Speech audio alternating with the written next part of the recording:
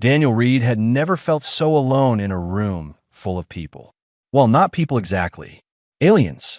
Dozens of different species moved through the wide corridors of Station Valdris, but none of them came near him. They crossed to the other side when they saw him approaching. Parents pulled their children closer.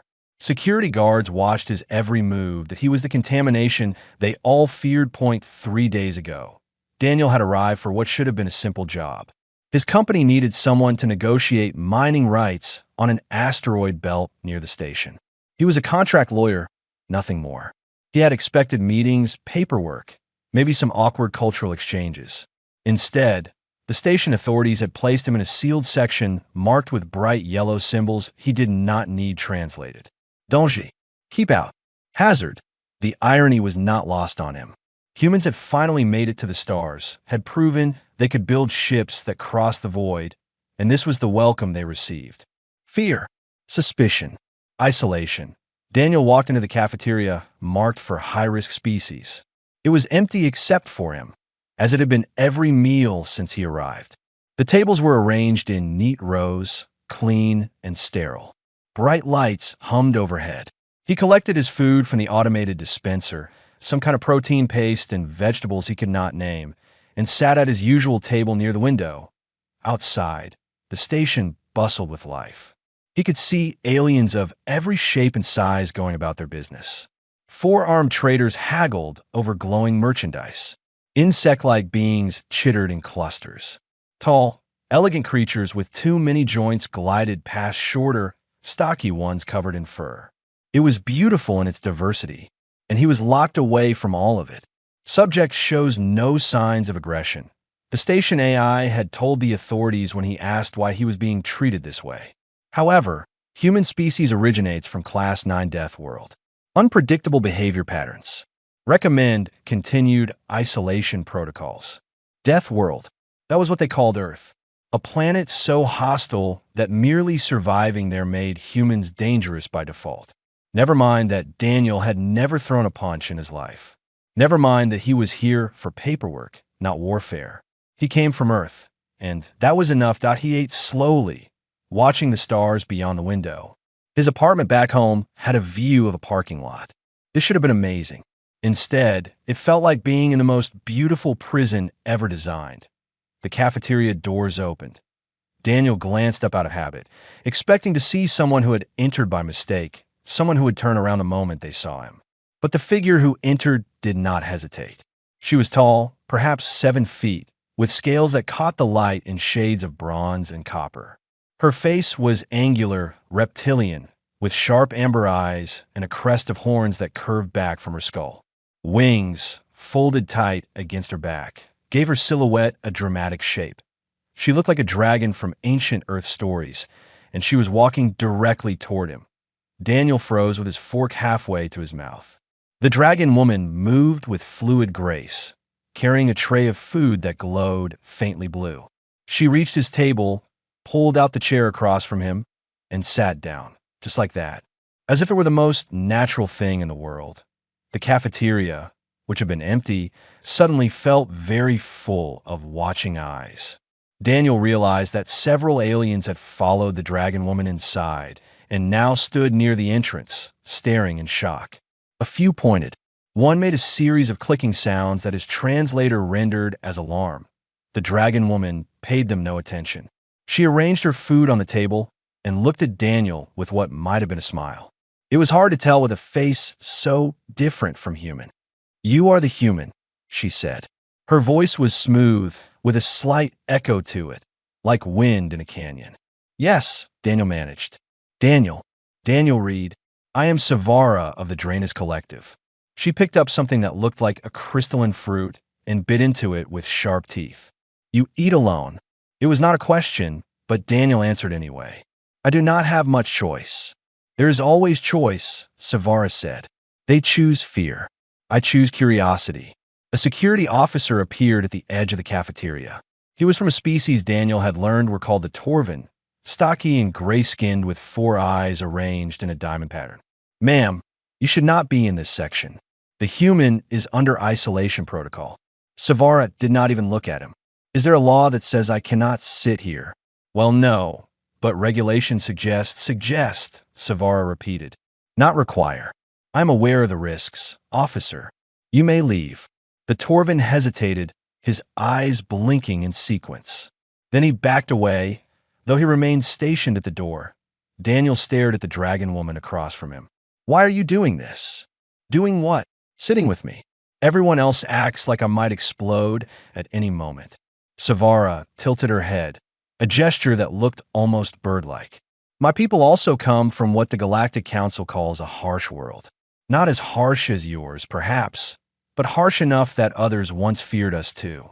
They said we were too aggressive, too territorial, too much like the predators we evolved from. She took another bite of her fruit. It was lonely being treated as monsters when we knew ourselves to be so much more. Daniel felt something in his chest loosen, a tension he had been carrying since arrival. So, you know what this is like? Ido. Savara met his eyes. Tell me about Earth. I want to know what kind of world makes the galaxy so nervous. And so Daniel talked. He told her about oceans and mountains, about seasons and weather. He explained thunderstorms and earthquakes, predators and prey.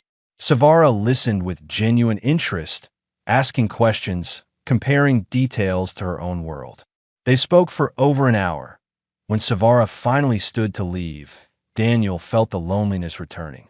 But she paused at the edge of the table. I will come back tomorrow, she said. If you would like company again.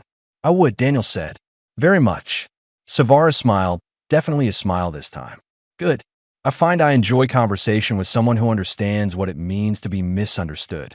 She walked out, wings catching the light, leaving Daniel sitting at his table with the first real hope he had felt in days. Days blurred together in the rhythm that Daniel and Savara created. Every morning at the same time, she would enter the cafeteria, tray in hand, and sit at his table. Every morning, the other species would stare in disbelief. And every morning, Daniel felt a little less alone. On the fifth day, Savara brought something different. A small container filled with what looked like golden berries. These are from my homeworld, she said, sliding it across the table. Kavri fruit, sweet and safe for most carbon-based species to eat. I thought you might be tired of station food. Daniel picked up one of the berries. It was warm to the touch and smelled like honey mixed with cinnamon.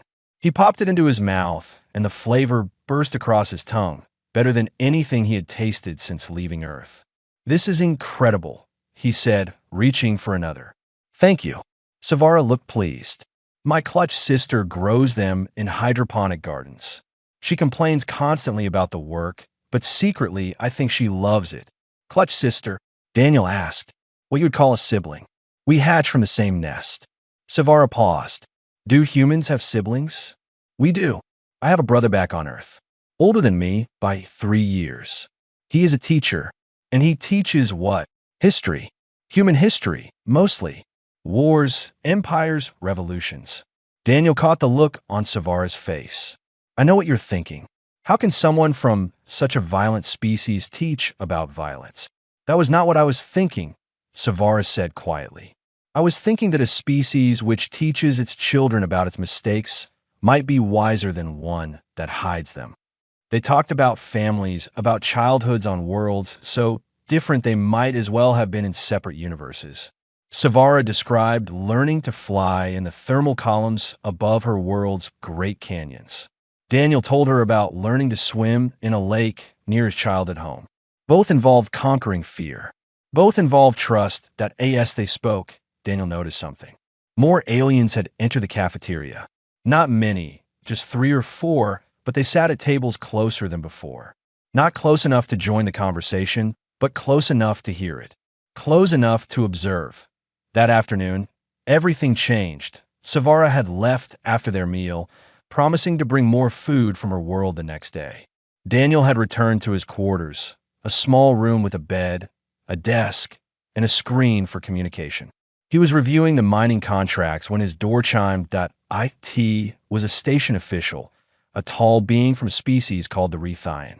They looked almost plant-like, with green skin and flexible limbs that moved like vines. Mr. Reed, you are summoned to appear before the Station Governance Council, the official said. There has been a complaint filed. Daniel's stomach dropped. A complaint about what? Your interactions with other station residents. Please come with me.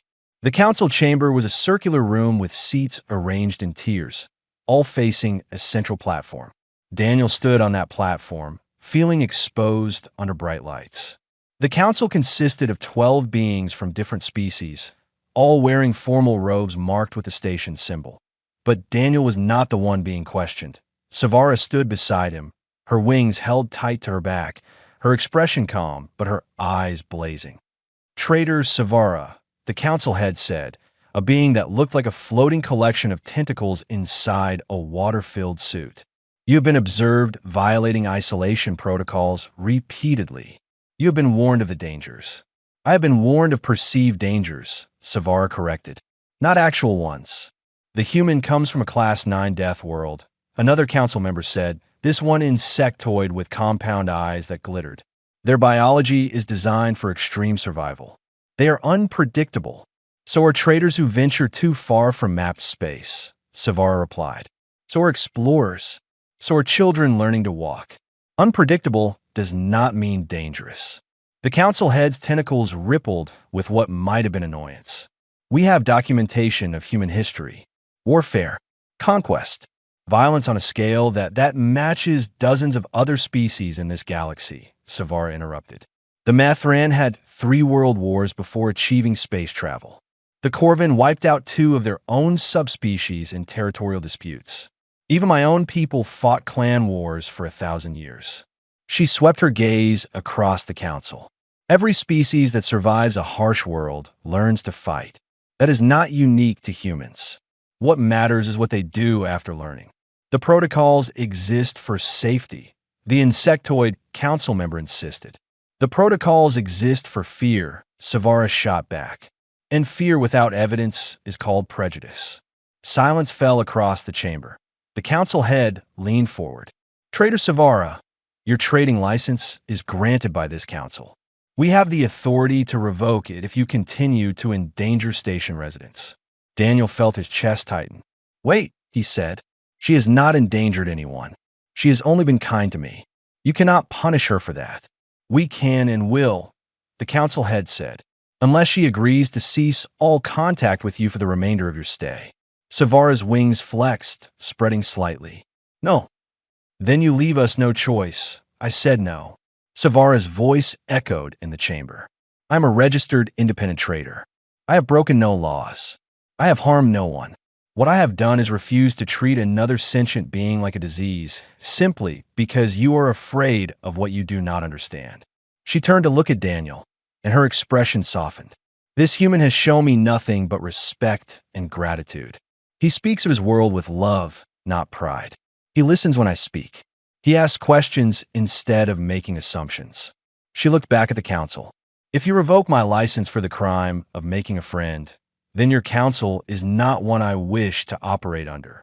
The council members conferred in low voices, their various languages creating a strange chorus. Finally, the council head spoke. You may keep your license, Trader Savara, but you are officially warned. Any incident involving the human will be your responsibility. I accept that, Savara said. They were dismissed. Outside the chamber, Daniel stopped Savara in the corridor. You did not have to do that. Your business, your livelihood, friendship is not a sacrifice, Savara said firmly. It is a choice. I chose you, Daniel Reed, and I do not regret it. Daniel felt his eyes burning. He had not cried in years, but the simple act of being chosen, of being seen as worthy of risk, broke something open inside him. Thank you, he managed. Savara placed a clawed hand on his shoulder, gentle despite its size. Tomorrow, same table. Same table, Daniel agreed. The word spread through Station Valdris like ripples in water. The dragon woman had defied the council for the human. Some called it foolish. Others called it brave. But everyone was talking about it. Daniel noticed a change immediately. Where before aliens had avoided his gaze, now they stared openly. Some with curiosity, some with anger. A few with something that might have been respect. Savara seemed unbothered by it all. She continued her daily visits, bringing new foods each time. Purple roots that tasted like pepper. crystallized nectar that dissolved on the tongue, flatbread baked with herbs from a world 3 systems away. Each meal was a lesson in the diversity of the galaxy, taught one bite at a time. "You're trying to civilize me with food," Daniel said one day, grinning. "I am trying to show you that different does not mean bad," Savara replied. "Though if you become civilized in the process, I will consider it a bonus." Their conversations had deepened. They talked about philosophy, about the nature of consciousness, about what it meant to be alive in a universe so vast that entire civilizations could exist and die without ever meeting.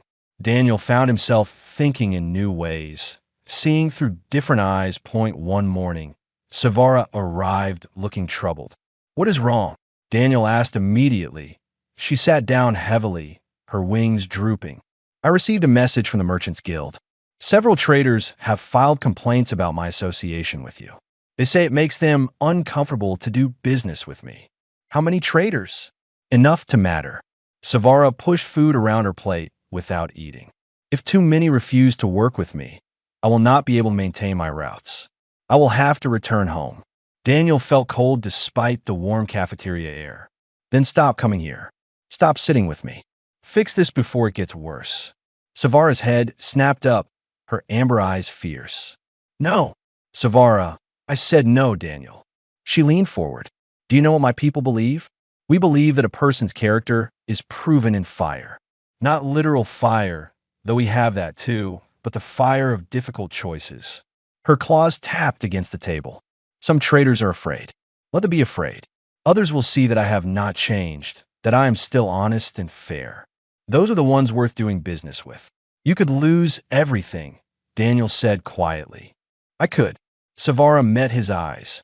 "But what would I become if I abandoned a friend to save my comfort? What would that say about the person I claim to be?" Daniel had no answer for that. That afternoon, something happened that changed everything again. Daniel was walking through the common area, heading back to his quarters, when he heard a sound that made his blood freeze. High-pitched clicking, rapid and distressed. He turned and saw a small alien child, no taller than his waist, standing alone near a junction of corridors. The child was from the Keyworks species, insectoid with delicate limbs and large compound eyes that reflected light in rainbow patterns. The child was lost and clearly terrified. Daniel looked around for an adult. Any adult, but the corridor was empty. He could hear voices from other sections, but here, in this moment, there was only him and the scared child. He knelt down slowly, making himself smaller. The child's clicking increased in pitch. "Hey," Daniel said softly. "It is okay. You are safe." The child did not understand English, of course. Daniel pulled out his tablet and activated the translation program, setting it to Kyrov. He tried again. "You are safe. Are you lost?" The clicking slowed. The child's eyes focused on him, really seeing him for the first time. "Lost." The translation rendered the child's response. "Cannot find brood mother. I will help you find her," Daniel promised. He pulled up the station map on his tablet. "Can you tell me where you last saw her?" Before the child could answer, Daniel heard running footsteps.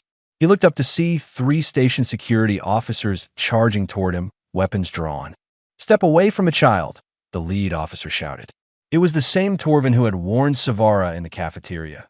Daniel raised his hand slowly, keeping his movements careful and deliberate.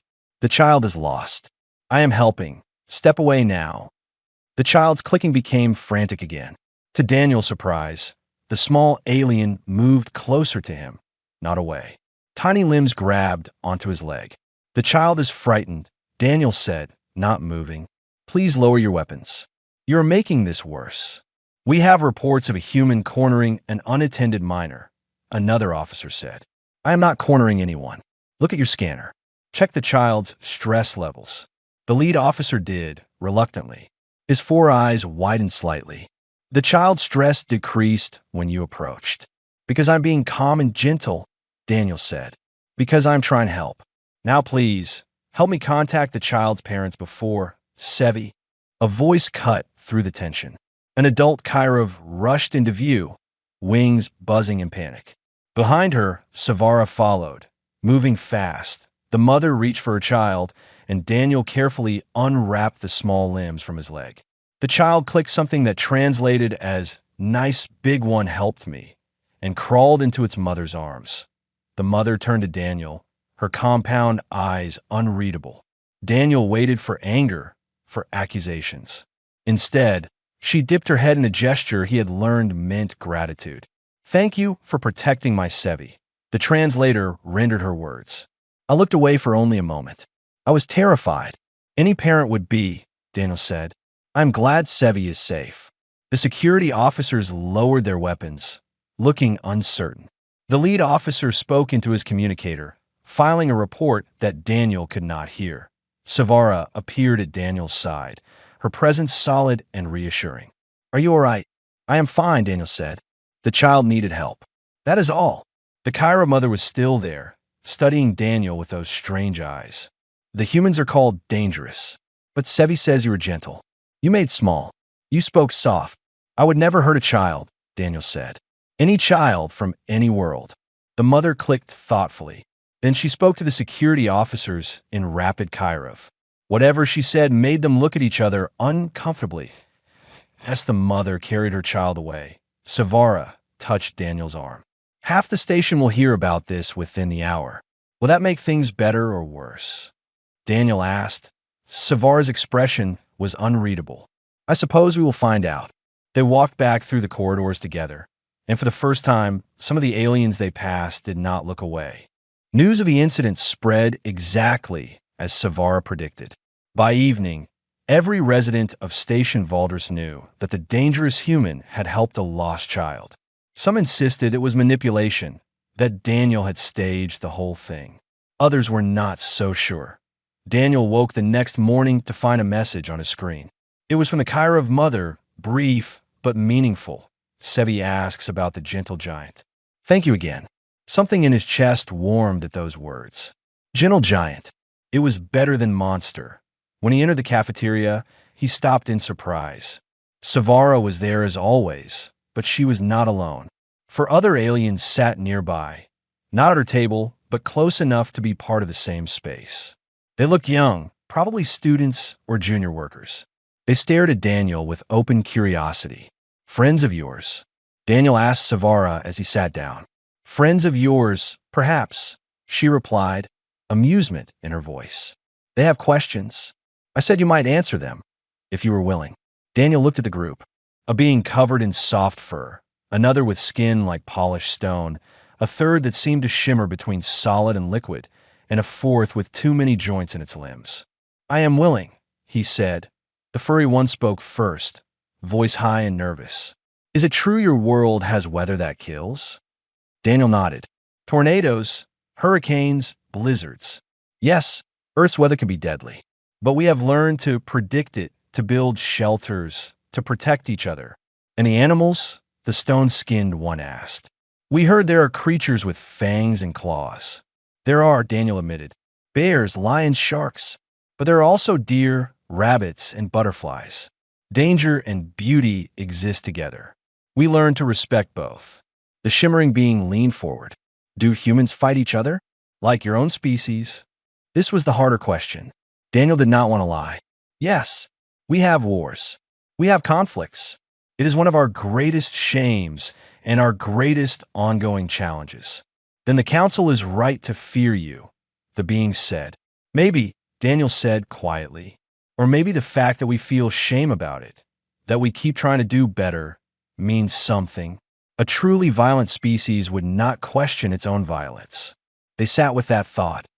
Over the next hour, more aliens drifted closer, not joining the conversation, but listening.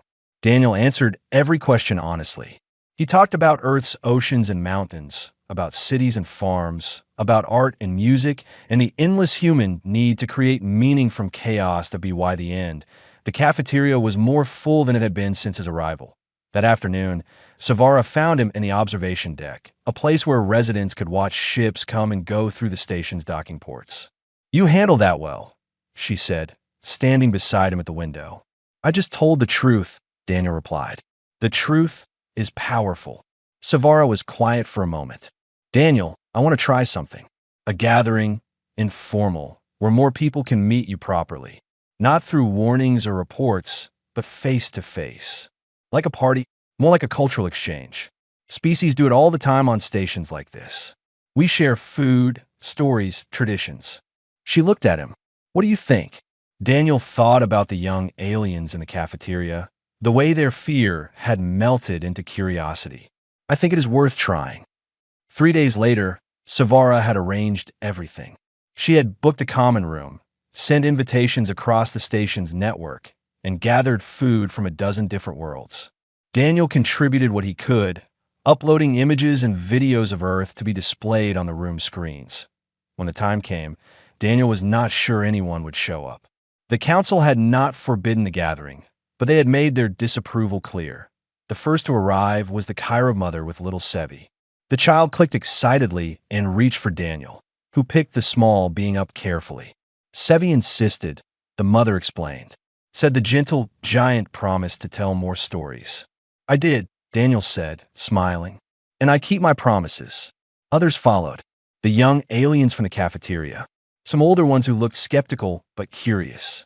A Methran scholar who introduced himself as someone who studied pre-space flight cultures. Even a few who admitted they came just to see if the rumors were true. Daniel stood before them, suddenly aware of how strange he must look. Bipedal, soft-skinned, lacking any of the impressive features others had. No scales, no wings, no extra limbs. Just a human. Thank you for coming, he began. I know many of you have heard frightening things about my species. Some of those things are true. Earth is harsh. Humans have done terrible things to each other and to our world. But we have also done beautiful things. He gestured to the screens, where images of Earth cycled past. A sunrise over mountains. Children playing in waves. An elderly person tending a garden. A city at night, lights spreading like stars. This is home, Daniel said. This is what we are protecting when we seem fierce. This is what we miss when we travel far from it. He looked around the room. I think every species here understands that. We are all protecting something. We are all missing something. The Methran scholar raised a limb. You mentioned that humans feel shame about violence. Can you explain that? Daniel thought carefully. We tell stories about our wars, but not to celebrate them. We teach our children what happened, so they will try to prevent it from happening again. We build monuments to remind ourselves of the cost. We created something called the United Nations specifically to help prevent conflicts. He paused. We fail sometimes, often even, but we keep trying. That has to mean something. It means you have conscience, the scholar said. Not all species develop that. The gathering lasted hours. Aliens asked questions, Daniel answered. Savara shared stories of her own people's history, drawing parallels. Others joined in, talking about their worlds, their challenges, their hopes. Sevi fell asleep in Daniel's lap halfway through, tiny form curled up and clicking softly. The mother smiled at the sight. Sevi never sleeps near strangers, she said. Children know. They sense what adults forget. When people finally began to leave, many stopped to speak with Daniel directly. Some thanked him. Some simply nodded, a gesture that seemed to cross species boundaries. The scholar was the last to go. Young human, he said, I have studied 100 pre-space flight species. The ones that survive their own adolescence all share something. They learn that strength without wisdom is destruction. Your species is learning that now. I hope so, Daniel said. Hope is good, the scholar replied. But what matters is the work. Keep doing the work. After everyone left, Daniel and Savara cleaned up the room together in comfortable silence. That went better than expected, Savara finally said. It did, Daniel agreed. But I doubt this changes the council's mind. Maybe not the council, Savara said, but it changed other minds. That is how change happens. One mind at a time. She was right, Daniel realized. This was not about grand gestures or dramatic speeches. It was about small moments, repeated often, that built into something larger. Same table tomorrow? He asked. Savara's smile was warm. Same table. Always. Change came slowly. Then all at once, the gathering had planted seeds. Over the following days, Daniel noticed aliens nodding to him in corridors. A few even greeted him verbally. The cafeteria was no longer empty when he ate. Tables filled with beings who no longer feared sitting in the same room as the human. Not everyone was pleased that a group calling themselves the Preservation Coalition emerged, demanding that the council reinstate strict isolation protocols. They held rallies in the public squares, distributed pamphlets listing human dangers, and collected signatures for a petition. Their leader was a Torvin named Greth, the same security officer who had drawn his weapon during the incident with Sevi. Humans are infiltrators, Greth declared at one rally that Daniel watched from distance. They use emotion to manipulate. They pretend weakness to gain trust. This is how predators hunt. Some in the crowd agreed loudly. Others looked uncertain. Savara appeared beside Daniel, watching the rally with narrowed eyes. He believes what he says. That makes him more dangerous than a simple liar. What do we do? Daniel asked. We keep doing what we have been doing, Savara said. We keep being exactly who we are. Truth is patient. That patience was tested 2 days later when Greth filed an official complaint with the council, demanding a formal hearing to ban humans from Station Valdres permanently. The complaint cited safety concerns, cultural contamination, and the risk of human influence spreading through the station's younger population. Daniel received the summons in his quarters. The hearing would take place in 3 days. He was required to attend and could bring witnesses if desired. He met with Savara that evening in the common room where they had held the gathering. They want to make an example, Savara said, pacing with agitation. If they ban you, it sets precedent. Other stations will follow. Maybe I should just leave, Daniel said quietly. Complete my business and go home. End this before it hurts you or anyone else. Savara stopped pacing and turned to him, eyes blazing. Running away helps no one. Not the next human who comes here. Not the species who are watching to see if the council rules by fear or reason. She moved closer. Not you, Daniel. This is not just about you anymore. I know, Daniel said. That is what frightens me. What if I say the wrong thing? What if I make it worse? Then we will deal with it together, Savara replied. You are not alone in this. Word of the hearing spread quickly. The station divided into factions. Those who supported the Preservation Coalition. Those who had met Daniel and found him harmless. And a large group in the middle, uncertain and waiting to see which way the wind would blow. The day before the hearing, something unexpected happened. Daniel was working in his quarters when his door chimed. He opened it to find the Mathran scholars standing there, along with 5 other aliens of various species. Mr. Reed, the scholar said formally, we are here to offer testimony on your behalf. Daniel blinked in surprise. You do not have to do that. We know, said one of the others, the stone-skinned being from the cafeteria. But we choose to. What the Preservation Coalition is doing is wrong. They came inside, and for the next hour, they helped Daniel prepare. The scholar had researched legal precedents. The others had written statements about their interactions with Daniel. Together, they built a defense not based on emotion, but on documented fact. The council responds to evidence, the scholar explained. Give them evidence they cannot ignore. That night, Daniel could not sleep. He lay in his bed, staring at the ceiling, thinking about everything that had led to this moment. A simple contract negotiation that had become something far larger. A friendship with a dragon woman that had challenged an entire station's assumptions that he thought about Earth, about his brother teaching history to children, about the importance of learning from the past. He thought about Sevi, clicking softly in sleep, trusting despite every warning. He thought about all the species in the galaxy, each carrying their own fears and hopes. Morning came too quickly. The council chamber was packed, every seat filled, with more beings standing at the back.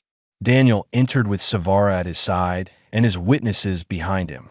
On the opposite side, Greth stood with members of the Preservation Coalition. The council head called the session to order. We are here to address the complaint filed by Officer Greth of Station Security, the floating being announced. The complaint requests permanent ban of human species from Station Valdres and recommendation to Galactic Council for wider restrictions. Officer Greth, present your case. Greth stood, his 4 eyes scanning the chamber. Thank you, Council. I will be brief. Humans are dangerous. This is not opinion. This is classification. Class 9 Death World Origin. Predator Biology. History of extreme violence. He pulled up data displays. In the time this human has been on our station, we have had multiple protocol violations, public disturbances, and divisive conflicts among our residents. Those conflicts were caused by fear, not by the human. Savara interjected. Order. The council head said. You will have your turn, traitor Savara. Greth continued. The human has influenced our youth, spreading ideas about his dangerous world. He has manipulated emotional responses, particularly through the incident with the Kyra child. This is textbook predator behavior. Create vulnerability, exploit sympathy, establish trust, then strike. I have struck no one, Daniel said quietly. Not yet, Greth replied. But your biology demands violence. It is only a matter of time. The council head gestured to Savara. Traitor Savara, you may present your defense. Savara stood, her wings spreading slightly, an impressive sight. Council members, honored guests. Officer Greth is correct that humans come from a harsh world. He is correct that their history includes violence.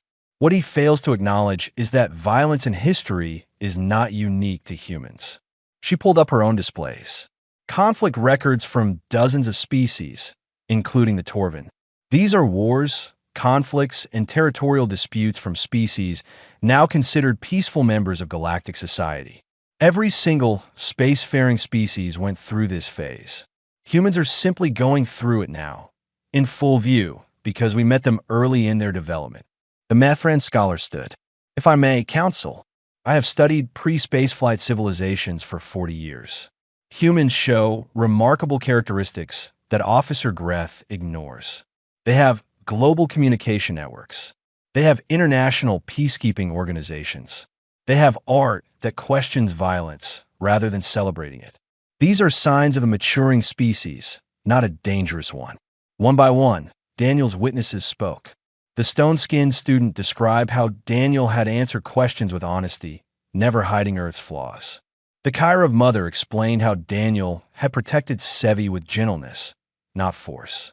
Others shared their experiences at the gathering, how they had learned that fear and ignorance were not the same as wisdom. Finally, the council head looked at Daniel. Human Daniel Reed, do you wish to speak? Daniel stood, feeling every eye on him. His hand was shaking, so he gripped the podium to steady them. I'm not going to tell you that humans are perfect, he began. We are not. We fight. We make mistakes. We hurt each other in our world. But we also help. We also heal. We also hope. He looked around the chamber. Officer Greth says my biology demands violence. But biology is not destiny. If it were, none of us would have built civilizations. We all came from survival, from competition, from a need to take resources before someone else did. What makes us civilized is choosing something different. He paused. I came here for a contract, nothing more. But I have gained something far more valuable. I have gained friends who saw past fear to find truth. I have gained hope that maybe, just maybe, different species can choose to understand each other rather than fear each other. Daniel met Greth's eyes. You are right to be cautious. You are right to question. But you are wrong to judge before knowing. You are wrong to condemn before understanding. And you are wrong to let fear make your decisions for you. Silence filled the chamber.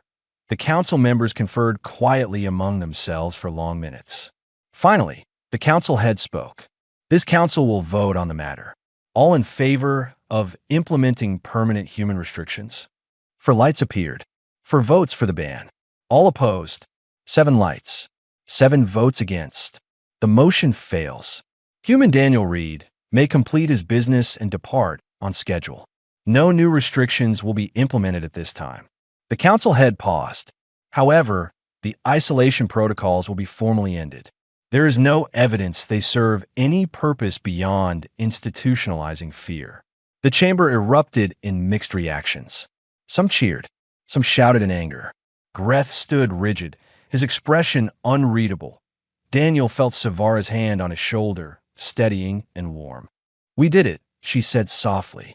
You did it, Daniel corrected. I just stood here. No, Savara said. We did it together, as friends do. The mining contract negotiations took 3 days. With the isolation protocols ended, Daniel was able to meet with company representatives in proper conference rooms, with Savara and several other traders present to ensure fairness. What should have been a one-sided negotiation became a balanced discussion. The contract was signed with terms favorable to both sides. Daniel's departure was scheduled for the morning of his 14th day on Station Valdris. 2 weeks that had changed everything. On his last evening, he walked through the station one final time. The corridors that had felt like a prison now felt like something else. Not quite home, but not hostile either. Aliens passed him, and some nodded.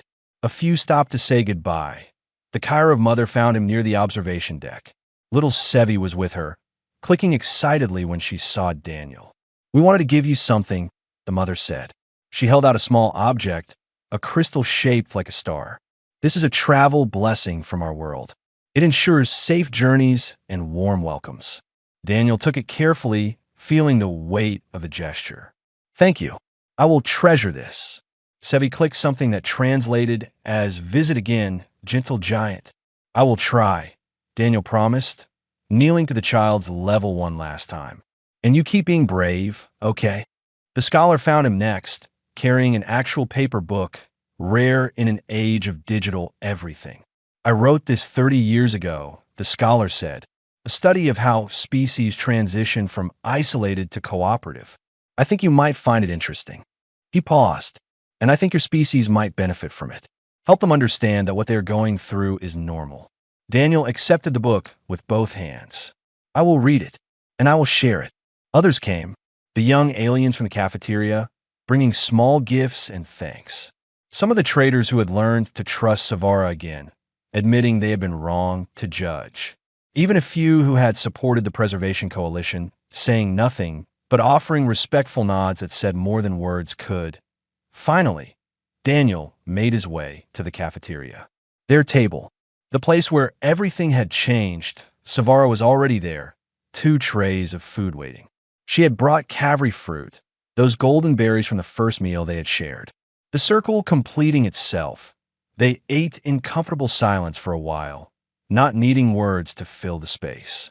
"So," Savara finally said, "you go home tomorrow?" "I do," Daniel confirmed. "My company wants me to write a report on the negotiations. I suspect it will be the strangest report they have ever received. Will you tell them about us?" "About what happened here?" "Everything," Daniel said. "They need to know. Other humans need to know. We're not just entering a galaxy of trade routes and resources. We are entering a galaxy of people. Different people, but still people." Savara nodded slowly. "Will you come back?"